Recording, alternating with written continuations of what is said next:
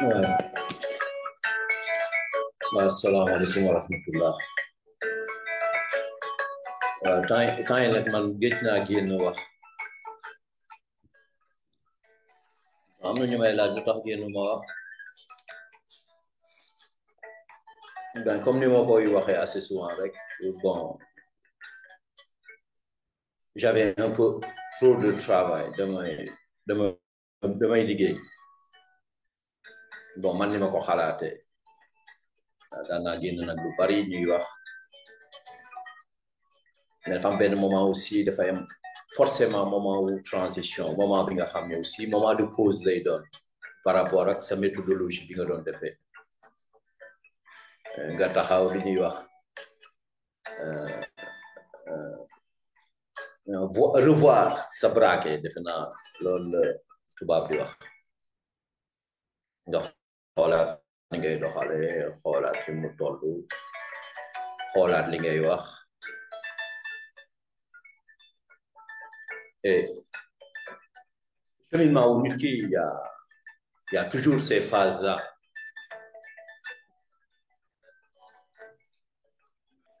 surtout suñu réew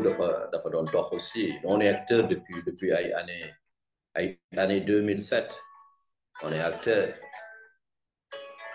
on travaille ay liggéey dañ doon jàng lu bari ci européens yi nan la ñuy doxalee nan la ñuy def lan mooy tax ñoom ñu avancer parce que développement da nga koy jàng développement da nga koy dund développement culture la boo ci nekkulee rek boo nekkul ci culture boobu da ngay ni ñu koy waxatee da ngay nekk dans la théorie te boo nekkee dans la théorie lu bari du taxaw et malheureusement nag le constat est là quoi Sénégal lu bari on est dans la théorie donc du coup ça ne marche pas et on passe beaucoup de temps nag ñuy wax c'est le seul peuple ci peuple yu ma daje yu bari yu ma dox fu ma dem wala ñu ma gisante ñi nga xam ne dañuy bàyyi benn jour ñu jël jour boobu dem toog ci benn milieu di xasante ñëpp di seetaan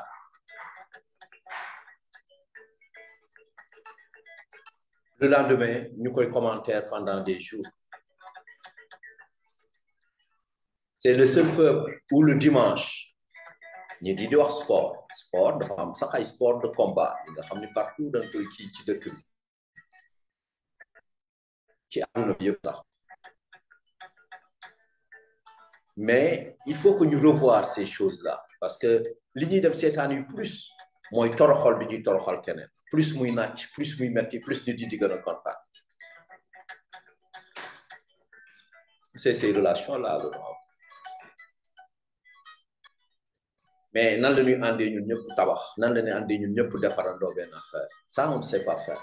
maintenant du si ñun ci suñu culture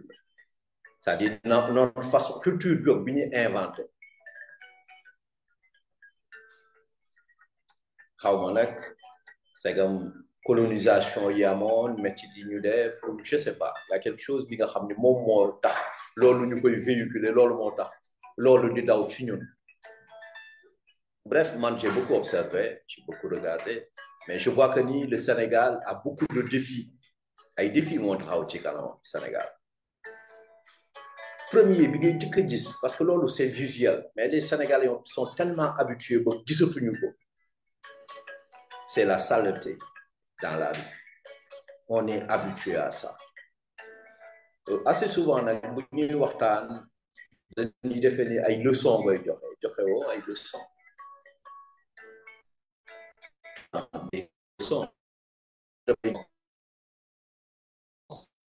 ñu dañuy wax ne loolu du priorité bi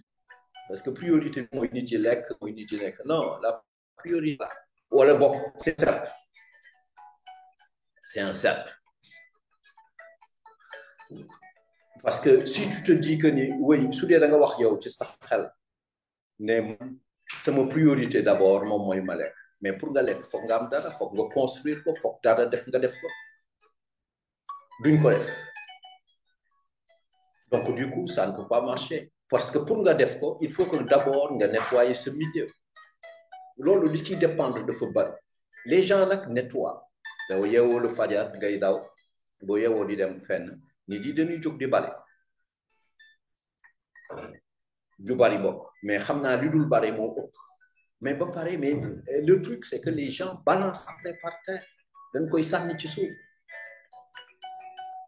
te loolu doon na éviter c'est-à-dire guddi gi les gars yi di sànni bëccëg bi le matin gars yi bale après juste après bale bi gars yi continuer di sànni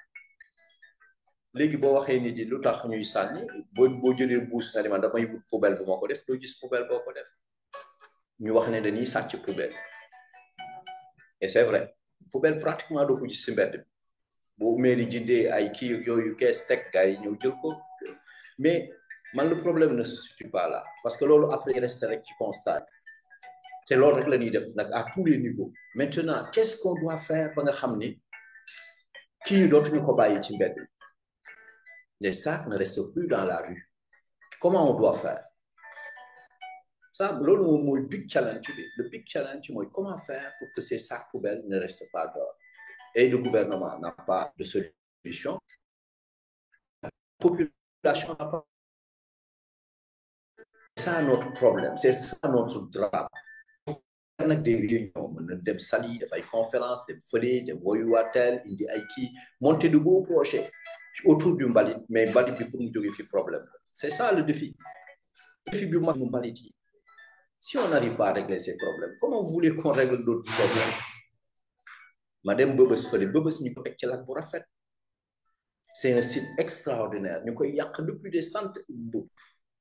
depuis peut-être plus de 80 ans 100 ans site boobu ñu ngi koy yàq et on n'est pas capable de faire ay trucs recycler nos affaires xool nu ñuy kiiwee ba dootuñu sànni ci balit ba kenn dootul sàcc suñuy poubelle ainsi de suite il faut qu'on arrive à faire ça il faut qu'on arrive à avoir un défi ne lii moom muy le défi et nu ñu koy régler ñu régler ko ensemble si on n'arrive pas à ça ñu bëgg ñu wax emploi derrière bu ñu wax agriculture derrière bu ñu wax industrialisation derrière bu ñu wax pêche derrière bu ñu wax tel mais béykat bi mënuñu ko régler il faut d'abord qu'on règle ça il faut que ñu régler saleté bi ci mbedd boobu benn thématique la bi nga xam ne war nañ ci waxtaan war nañ ko jëf ak ci demee noonu la deuxième chose mooy le problème de la justice te loolu tey jii mu tenir en haleine toute la population c'est la justice et la politique ñaari pàcc la xëy na sax pàcc yu am doole lu ci réew mi mais nekkul ko ça y a l'économie y a énormément d'autres secteurs yi nga xam ne benn bu ci nekk défi la pour ñoom on ne peut pas régler problème mbalit yi on ne peut pas régler problème justice bi on ne peut pas régler problème politique yi ainsi de suite xool leen chantier boobu ni mu immense xool leen chantier boobu ni mu day ñun benn mënuñu ko ci rek parce qu'on parle parce qu'on ne fait pas étape par étape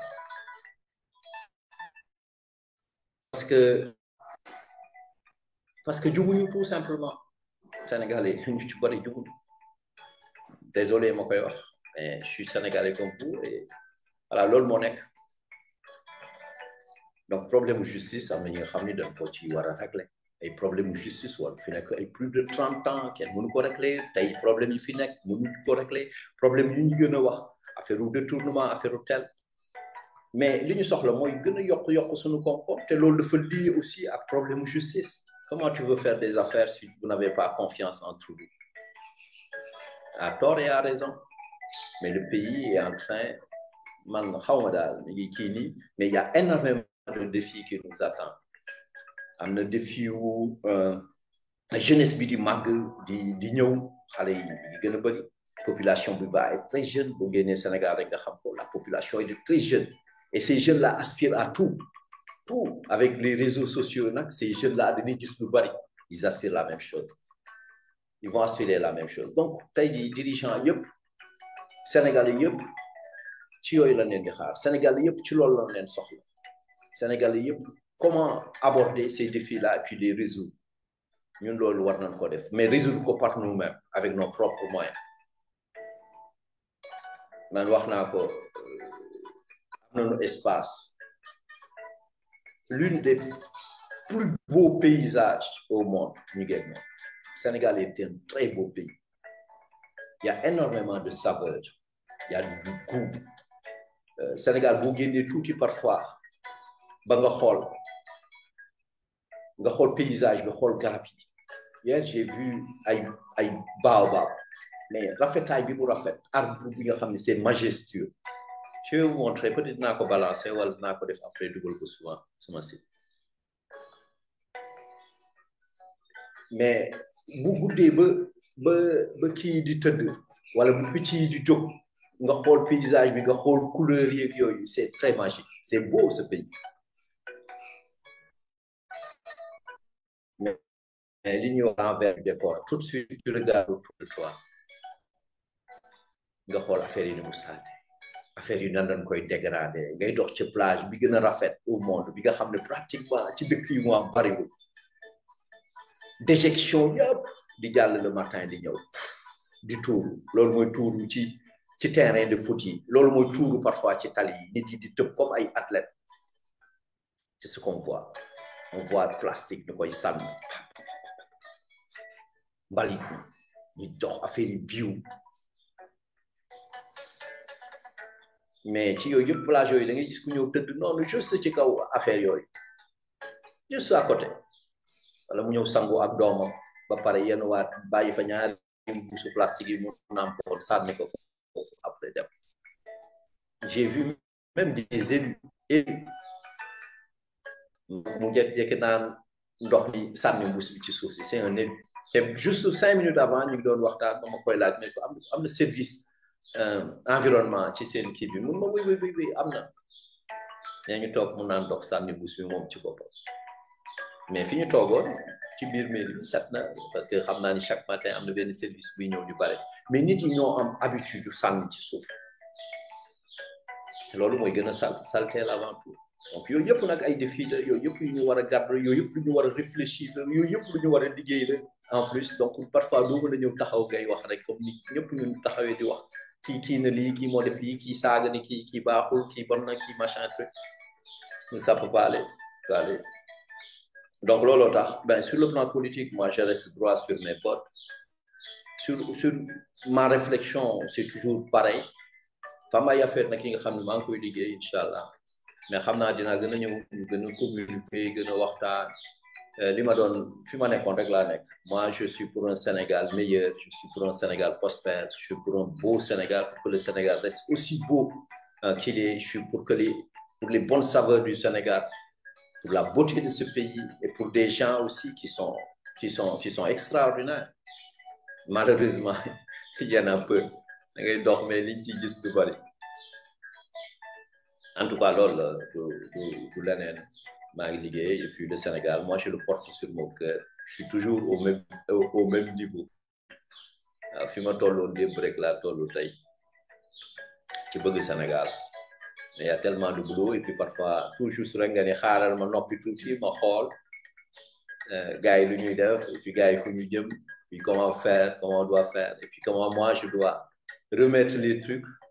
parce que bon ci kaw loolu yëpp ci kaw ndox boobu da ngay dañu teg ay nit aussi parce que kenn rek nurul dara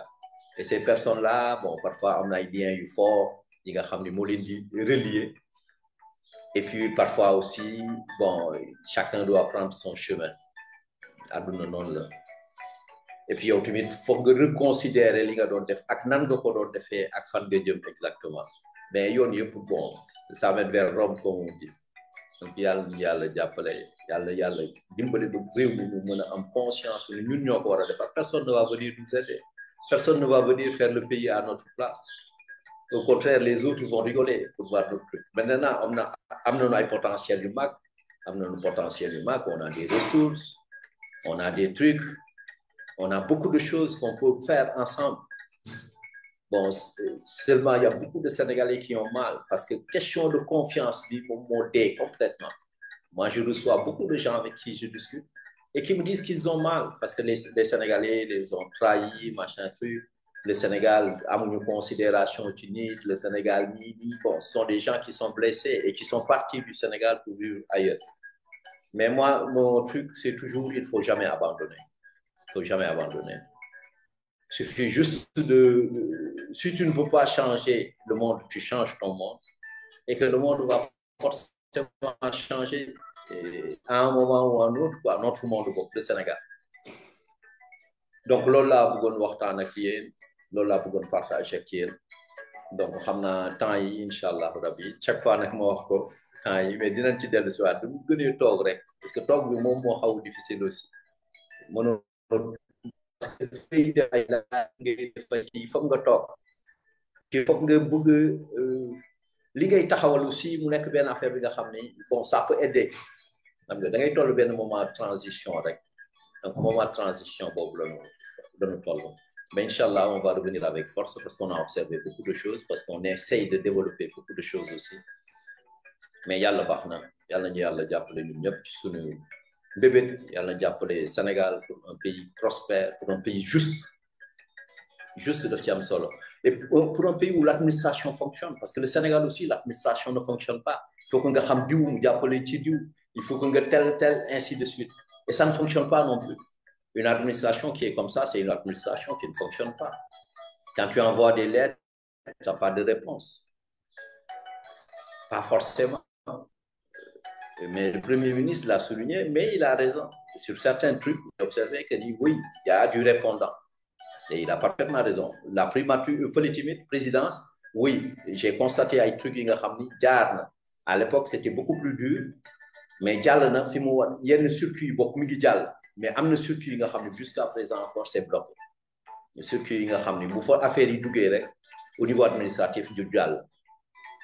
donc il y a ça à travailler l'administration ne fonctionne pas au Sénégal donc ça amène des retards et quand l'administration ne fonctionne pas le business ne fonctionne pas derrière et la justice c'est pareil même justice da koy dugal ci administration boobu quand ça ne fonctionne pas le business ne fonctionne pas comme il faut donc nag ñan ñooy mën a ñëw des étrangers nga xam ni ay contrats yu bien clair tac et puis foofu sax parfois bon doo xam lu tax muy fonctionner mieux que nous donc nous on est les moins privilégiés et puis du coup on va chercher de l'aide ailleurs et ces pays-là ne vont pas nous construire moi je l'ai déjà dit c'est pas les Chinois qui vont construire notre pays ni les comment on appelle ça ni les Américains ou autres le pays c'est à nous de le construire et nous avons la possibilité de construire ce pays-là nous avons la possibilité de construire ce pays il faut complètement nag changer parfois de mind defe naa foofu moom moo xaw a des lu gën a bëri donc asalaamaaleykum wa rahmatullah wa barakatuh Juma Mubarak bon vendredi à tous à très bientôt asalaamaaleykum wa rahmatullah wa barakatuh